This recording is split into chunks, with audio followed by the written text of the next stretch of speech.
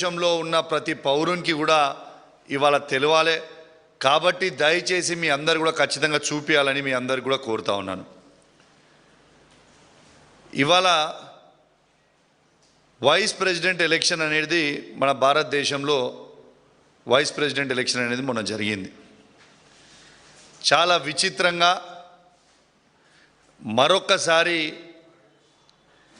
రేవంత్ రెడ్డి గారు అడ్డంగా మరొకసారి తెలంగాణ ఎంపీల ఓట్లు అమ్ముకున్నది అడ్డంగా మరొకసారి దొరికిపోయిండు. ఇలా ఓటు నోట్లో ఏ విధంగా అయితే అడ్డంగా రేవంత్ రెడ్డి గారు దొరికినరో అదేవిధంగా ఇవాళ ఈ వైస్ ప్రెసిడెంట్ ఎలక్షన్లో కూడా ఓట్లు కాంగ్రెస్ పార్టీ ఎంపీ ఓట్లన్నీ కూడా బీజేపీ పార్టీకి అమ్ముకుంటూ అడ్డంగా దొరికిపోయిండు. నేను ఉట్టి గాలికి మాట్లాడతలేను, మీకు ప్రూఫ్స్తో సహా ఇప్పుడు మీకు చూపిస్తా. ఒక్కసారి మీ అందరు కూడా చూడొచ్చు. ఇలా ఇది జైరామ్ రమేష్ గారు ట్వీట్ చేసిండ్రు. ఏమని ట్వీట్ చేసిండ్రు? మా ఇండియా వాళ్ళకి సుదర్శన్ రెడ్డి గారికి ఇలా జైరామ్ రమేష్ గారు ట్వీట్ ఏమని చేసిండ్రు? సుదర్శన్ రెడ్డి గారికి 315 ఓట్లు పడ్డాయి. ఇది ఆపోజిషన్ పార్టీస్ 100%గా వచ్చి ఓట్లు వేసిర్రు. ఇది 315 ఓట్లని స్వయంగా జైరామ్ రమేష్ గారే ట్వీట్ చేసిండ్రు. నేను చెప్పింది ఏం కాదు, ఇది జైరామ్ రమేష్ గారు ట్వీట్ చేసిర్రు. ఇది అందరు కూడా సరిగ్గా చూసుకురు కదా, కావాలంటే చదివి కూడా వినిపిస్తా. జైరామ్ రమేష్ గారు tweet: the voting in the vice president election is over. The opposition has stood united. All its 315 MPs have turned up for voting. This is an unprecedented 100% turnout అని ఇలా జైరామ్ రమేష్ గారు ట్వీట్ చేసిండ్రు. వీళ్ళు ట్వీట్ చేసిన తర్వాత ఏమైంది? ఇలా యాక్చువల్గా ఓట్లు ఎన్ని పడ్డాయి? జైరామ్ రమేష్ గారేమో 315 ఓట్లు పడ్డాయని చెప్తాడు. కానీ ఎలక్షన్ కమిషన్ ఎంత డిక్లేర్ చేస్తుంది? సుదర్శన్ రెడ్డి గారికి పడ్డ ఓట్లు కేవలం 300 ఓట్లని మాత్రమే ఇది ఎలక్షన్ కమిషన్ డిక్లేర్ చేస్తుంది. ఇది చూడొచ్చు మీరు. ఇడిదికేమో జైరామ్ రమేష్ గారు ట్వీట్ ఉంది, 315 ఓట్లు. ఇడిదిక్కు మన ఆన్లైన్ వాళ్ళు ఎలక్షన్ కమిషన్ డిక్లేర్ చేసింది 300 ఓట్లు మాత్రమే పడ్డాయి. 452 మాత్రం బీజేపీ సపోర్ట్ చేస్తున్న క్యాండిడేట్కి పడ్డాయి అనేది క్లియర్గా ట్వీట్ చేసిండ్రు. ఇది అయిపోయిన తర్వాత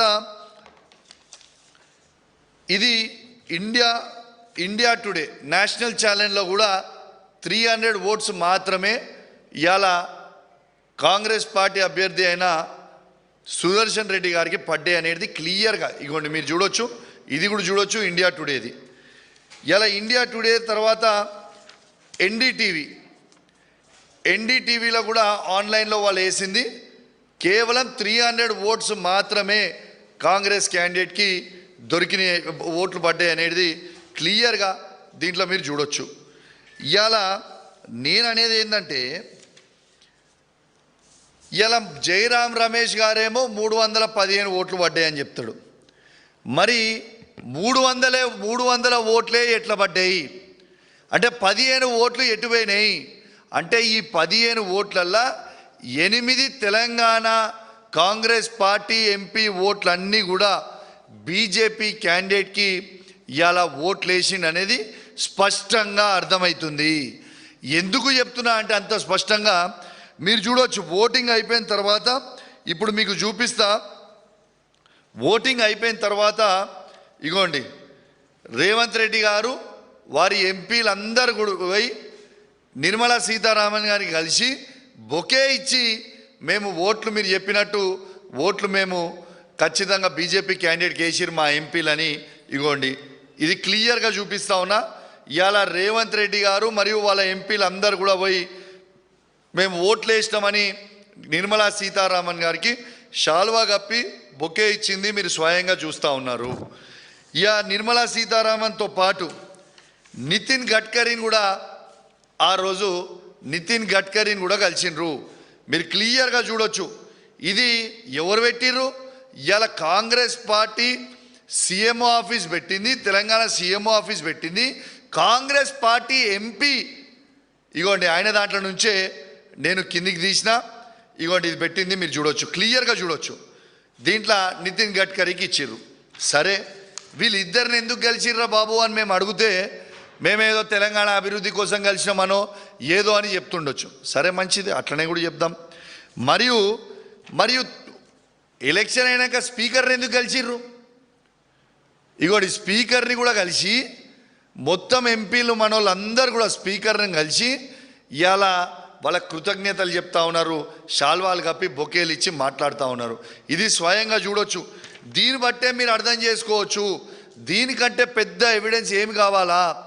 ఇలా 315 ఓట్లు పడ్డాయనేమో జయరాం రమేష్ గారు చెప్తారు, వాళ్ళకి యాక్చువల్గా పోలింగ్ అయిందేమో కేవలం 300 ఓట్లే ఉంటాయి.